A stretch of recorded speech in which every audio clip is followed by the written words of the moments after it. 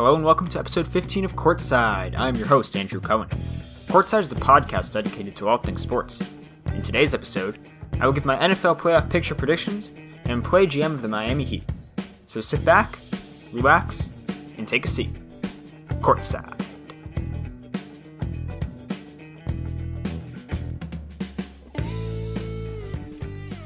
So we're hitting the home stretch of the NFL season where every game becomes that much more important for every team fighting for a spot in the playoffs. So what I want to do today is go over my predictions for the final standings in each conference. I'm going to start with the NFC. First seed, New Orleans Saints. I think the Saints are going to finish 15-1, claim the top seed in the NFC. To me, they are far and away the best team in the NFC. I think they're definitely better than the Rams. And their win over the Rams earlier in the season means they will get the higher seed if the teams have the same record at the end of the year, which is one of the reasons why I have them getting the first seed. But more importantly, I'm just looking at their schedule the rest of the year. 3 games on the road, but they're at Dallas, Tampa Bay, and Carolina. And Drew Brees, his one flaw, the one drawback of his game, I guess you could say, is not the best cold weather quarterback, right? He's a dome quarterback. Dallas is a dome. Tampa Bay is warm weather. Carolina is probably pretty warm. So none of those games are in cold weather. Good news for the Saints. And their toughest game will be against the Steelers in Week 16, but it will be in New Orleans, so I think the Saints will come out on top, and then, in addition, come out on top in the NFC. All right, second seed, I have the Rams. I also have the Rams going 15-1. They could go 14-2, but regardless, their loss to the Saints a few weeks ago means they are going to end up with the second seed in case of a tie. So either way here, I have them with the second seed. I mean, not only are the Rams an amazing football team, they have an easy schedule the rest of the way. 4 of their 5 games are very winnable.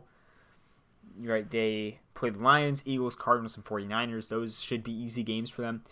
The tough game for them is going to be in Chicago in a couple weeks.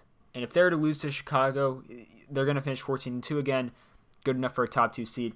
I'm excited for that game, though, because the Chicago Bears, in my opinion, are the best defense in the league. So we'll see how the Rams fare against that tough defense. Speaking of the Bears, 3 seed, I have the Chicago Bears. And this was my dark horse contender from the beginning of the year. And I chose them as that because they have a great defense. And Trubisky, if he played well, they could have a good season. He's played okay. He's played all right. They've definitely been relying on the running game, which, by the way, has been great with Jordan Howard, but it's been good enough to set up the passing game. But for the Bears, a common theme here, a few easy matchups in their final 5 games. They play the Giants and 49ers. Should be easy. They also play the Packers. Not a strong team. Bears should have beaten them in Week 1. I think they beat them this time. They're probably going to lose to the Rams. I think the Rams will win that game. But they do have to travel to Minnesota in Week 17. That's going to be, I think, the bigger game for them. However, if they head into that game 11-4, I think they're going to be able to afford to lose that game, but we'll see. All right, 4 seed, winning the NFC East, I have the Washington Redskins. Yep, that's right, the Washington Redskins, not the Dallas Cowboys, who everybody's picking to win the division. I know the Redskins just lost Alex Smith, but really, as I looked a little deeper into it, I don't think it's going to affect them too much. In Washington's 6 wins this year, they're 6-5. In their 6 wins, Alex Smith has not passed for more than 255 yards. Week 1, he passed for 255 against, I think it was the Cardinals. Since then, he hasn't passed for more than that. A bunch of wins where he didn't even get to 200 yards. Really, this is a team that's relied on a strong defense all year. Now, against the Cowboys, they had 2 huge defensive lapses on a couple long Amari Cooper touchdowns, and then they lose the game. But I just think if Colt McCoy can limit turnovers, which he had 3 against Dallas, but if he can limit turnovers, this team can win some games. And not only that, listen to their schedule the remainder of the year. Eagles, Giants, Jaguars, Titans, and Eagles. All of those games seem winnable to me for the Redskins, right? If they had Alex Smith, I would think they could win all of these games. And obviously, yeah, Colt McCoy isn't the same quarterback as Alex Smith, but the numbers Alex Smith put up are achievable for McCoy. In addition, if they beat Philly twice, the Eagles will not be at all a threat to win the division or even make the playoffs. So yeah, the defense is going to need to step up, but I think this team could win out and finish with a 10-6 or 11-5 record. And with the Cowboys having a slightly tougher schedule, I have Washington winning the NFC East. All right, speaking of the Cowboys, I still have them making the playoffs in the 5 seed as a wild card team. If the Cowboys win 3 of their final 5 games, they should get in. They're probably going to lose they play the Saints. They're probably going to lose to. They will probably beat the Eagles, Bucks, and Giants. But the key game is going to be at Indianapolis in Week 15. The Colts are on fire right now. Andrew Luck is an MVP candidate. I have him top 2 right now. I have him in the 2nd spot behind Breeze. But if they win the game, the Cowboys go into Indianapolis and win that game, they lock up a playoff spot for sure. They could potentially win the division. I think either way, you have Redskins and Cowboys at 4 and 5, and it's really going to be who has home field advantage in that wild card game. So we'll see. But Cowboys, Redskins 4 and 5, and then finally the 6th seed, I have the Minnesota Vikings. I did leave the Seahawks out, but here's the Vikings aren't a bad team. They're just not a great team. They've taken a huge step back, it's definitely been a big shock compared to what they looked like last year. Here's the biggest problem, I think, for the Vikings. They have a very tough schedule. I know I keep talking about schedule, but that's what playoff seeding comes down to. They travel to New England this week. They also have to travel to Seattle. I think Minnesota loses at least one of those 2 games. At least. They also host Chicago in Week 17, which I referenced a little bit earlier. And if the Bears do have something to play for in that game, which they could, I'm not sure the Vikings can come out on top. The Bears handled the Minnesota Vikings pretty easily when they played last week. So, however, I do think the Vikings are talented enough. And if they beat Seattle, that's kind of the key game right there. If they beat Seattle, and I think they will, if they beat Seattle, they should get in because I think Seattle slots in at number 7. All right, now let's move to the AFC. And first seed, I had the Kansas City Chiefs. And you don't know how badly I wanted the Patriots to come up, finish in first place, have the Chiefs slide down to number 2. But to me, the only way Kansas City finishes with the first seed is if they win out, and I think they're going to do that. They get to play the Raiders twice, so that's 2 wins right there. And their 2 toughest games, which are against the Chargers and the Ravens, are both in Kansas City. Also, Week 1, obviously very far in the past. But they did go into San Diego and destroy the Chargers. Also, Melvin Gordon's dealing with a knee injury, and I'm not sure they're going to rush him back. He's projected to miss 2 weeks. So he should be, right, this game's right outside of that window, so he should be back. No guarantee he plays, though. Again, the Ravens have a really good defense. I just think the Chiefs' offense is going to overpower them. They also have to travel to Seattle in Week 16, though. And that's a game where Seattle is going to be fighting for a playoff spot. That's the game I would be worried about if I'm the Chiefs. The Seahawks, they've been able to control the clock and control games using their strong running game with Chris Carson, Mike Davis. However, I think this Chiefs offense is so high-powered. They should come out on top of that game. Second seed, I have the Patriots. If the Patriots beat the Vikings this week, I think they win out. I think the Vikings game is the toughest one they have the rest of the way. In addition, again, they have a chance at the first seed here. By winning out, if the Chiefs lose one game, Patriots have the tiebreaker because they won back in, I think, Week 5? So Patriots have the tiebreaker. But their last 2 games are at home against the Bills and the Jets. In my opinion, 2 easy wins. They beat both those teams on the road. There's no reason they should lose to them at home.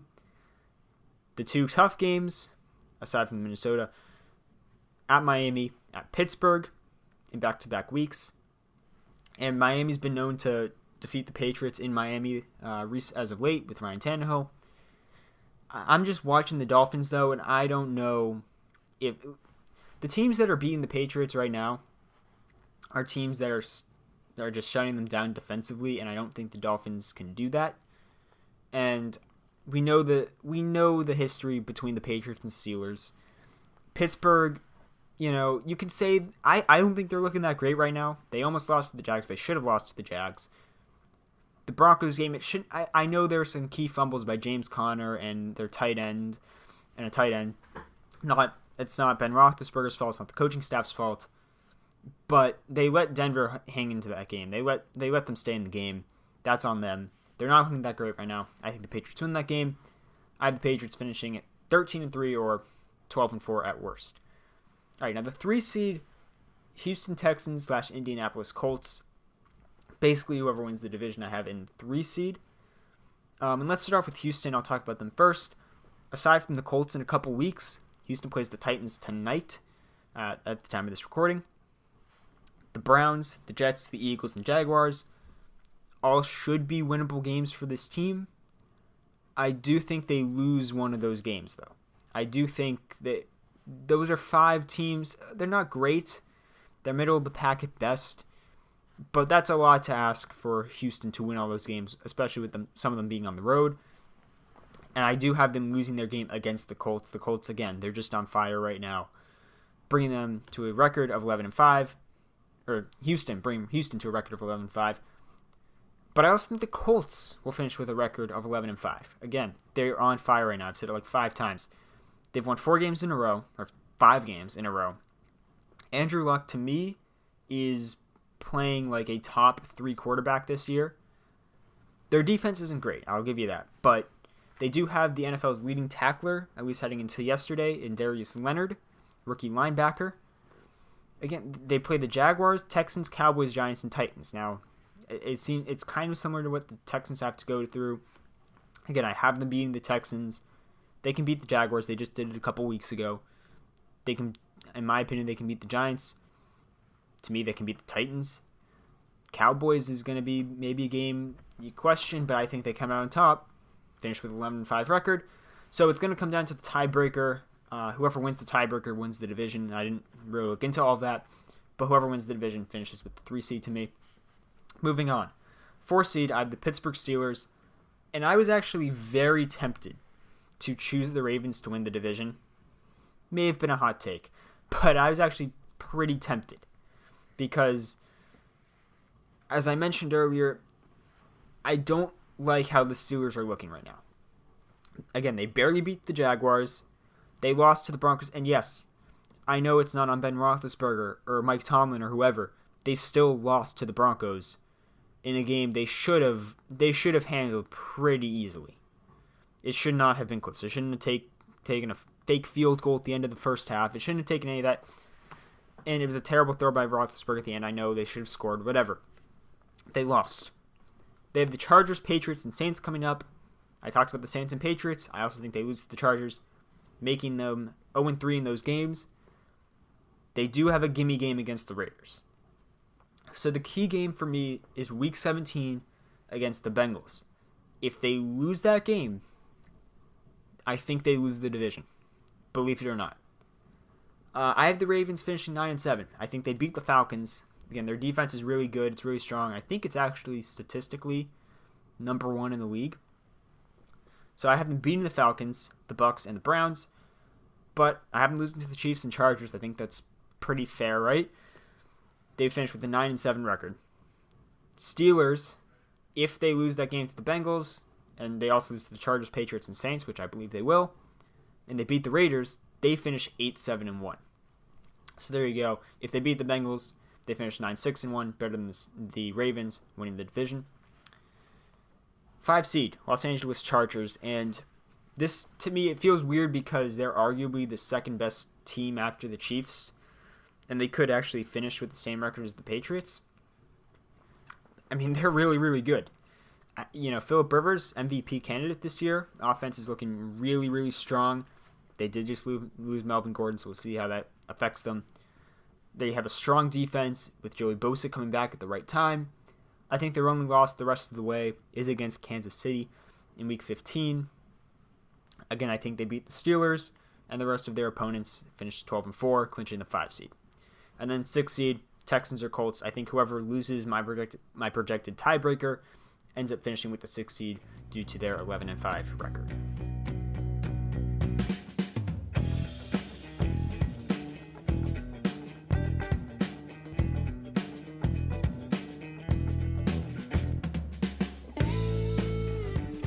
So a couple weeks ago, I talked about the Washington Wizards and what I think they need to do to improve their team moving forward.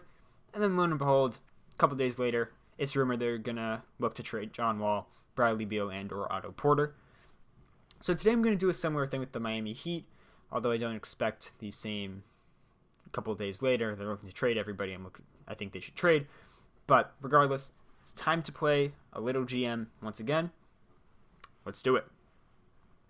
All right, so the Miami Heat, they're only 7-12 currently, yet they have the highest payroll in the NBA. I actually didn't know that before looking into it a little bit. Now, part of the reason for this is because they still owe Chris Bosh about $27 million for just this season. He's off the books after this year. Again, it's an overall unfortunate situation. There's nothing that the Heat can really do about it, so they have to pay him. They're also paying Hassan Whiteside $24 million this year, but he's proven he's worth the money, and he's putting up 14 boards, 3 blocks per game. I don't think this is the guy they signed. I think they wanted him to put up a few more points when they signed him a couple of years ago, but he's proven to me he's worth the money he's being paid. They're also giving Goran Dragic a decent chunk of change. He has a player option for next year. He's good. He was an all-star last year. He's worth the money. However, the Miami Heat have 4 problematic contracts that are really hurting their team right now. Now, the first and most obvious one is Tyler Johnson. Now, similar to Otto Porter, the Nets signed him to a 4-year, $50 million contract a few years ago, and for some idiotic reason, the Heat decided to match it. There were 3 contracts the Nets signed players to, all terrible contracts. All of them were matched. I have no idea why. Anyways, yeah, and why the Heat did this, I have no idea. I mean, he was coming off a year where he averaged 8.7 points per game, and nothing else was impressive about his stat line or his game. Yet they decided to pay him a ton of money. I have no idea why. And this year, he's only averaging 11.4 points, shooting just 43.5% from the field, making $19 million. Has a player option for $19 million next season. To me, the Heat need to find a trade partner for him as soon as possible, get him out of there, cut down the payroll, create a little bit more cap room. Next up is James Johnson. Now, this one may not be that fair considering he has just returned. He's played like 4 games or something in the past week and a half or something. Returning from a hernia injury that he suffered, missed the entire beginning of the season. And because of this injury, we can't really judge his stats from this year because there really aren't any. Now, he had a career year in 2016-17 where he averaged 13 points and 5 boards. Miami gave him a 4-year contract with about $15 million per year to reward him. And the last year of that deal was a player option, which, again, a common theme here, as you'll see, they probably will all accept the player option because they're not worth the money they're getting paid. Now, the first year of this contract, which was last season, he put up 11 points and 5 boards, so slightly fewer points, but he did bump up his field goal percentage, and I remember he had a couple really standout games. I never loved this contract because I knew what James Johnson was for Toronto and the various other teams he played for. But if the Heat really like this guy, they can get away with it if they trade all the other bad contracts they have. Another one of those bad contracts on the books for Miami is Dion Waiters. Now, he played really well in the second half of the 2016-17 season, so the Heat rewarded him with a big contract. And he was playing well through 30 games last year, but then he injured his ankle and had to undergo season-ending surgery. He's still not back, so once again, I can't look at any stats from this year.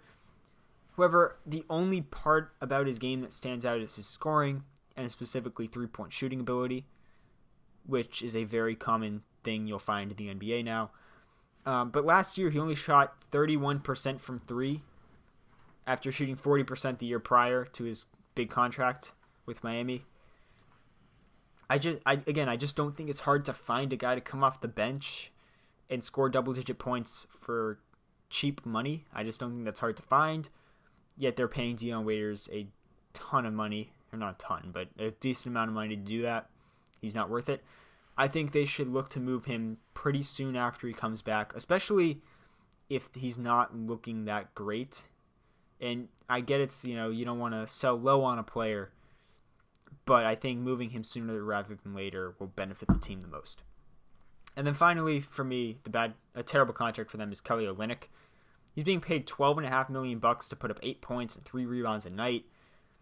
Now, last year he did actually look like he was worth the money for a little bit with 11 points and 6 boards, but I just think the Heat should look to move him as soon as possible. Once again, I get he's their only stretch big, but when the team's not playing well and the player isn't playing well and he's on a bad contract, there's no reason to keep the guy.